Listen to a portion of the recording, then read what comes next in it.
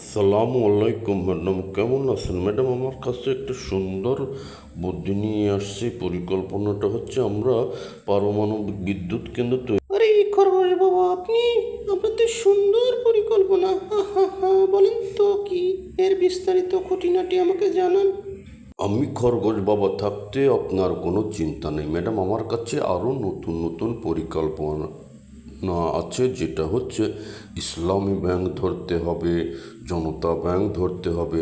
তাছাড়া বিদেশি যে কল আসে, এখান থেকে অনেক ইনকাম করা যাবে, যেটা আপনার জন্য অনেক উপকার হবে। এই আপনার মতো শতান মনে হয় আমার তুমি আর একটাও নাই। খুব ভালো, আপনি থাকতে তো আমার কোনো চিন্তাই নেই। হ্যাঁ হ্যাঁ, আপনি শুধু এ ধরনের পরিকল্পনা তৈরি করে আমাকে দেবেন আর আমি এটা বাস্তবায়ন করব, বুঝছেন? ম্যাডাম শোনেন, বিশ্ব ব্যাংক থেকে ঋণ নিলে পদ্মাসেতু করা যাবে না এবং এতে বেশি খাওয়া যাবে না। তাই জনগণকে বোকা বানিয়ে আমরা নিজস্ব টাকায় তৈরি করব। এটা করে আমরা অনেক বেশি খেতে পারবো।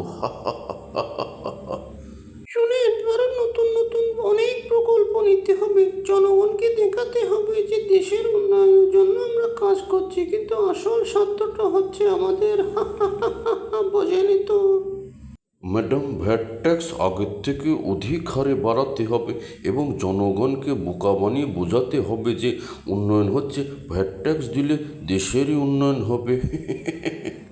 শুনেন, দেশের যেসব জায়গায় দরকার না, তারপরে ফ্লাইওভার, আন্ডারপাস, ওভারব্রিজ এসব করেন, যাতে বেশি বেশি খাওয়া যায়। ম্যাডাম, এমন কারিকুলাম মানতে হবে যাতে দেশের জনগণ একে মেধাশূন্য হয়ে যায়, বোকা হয়ে থাকে।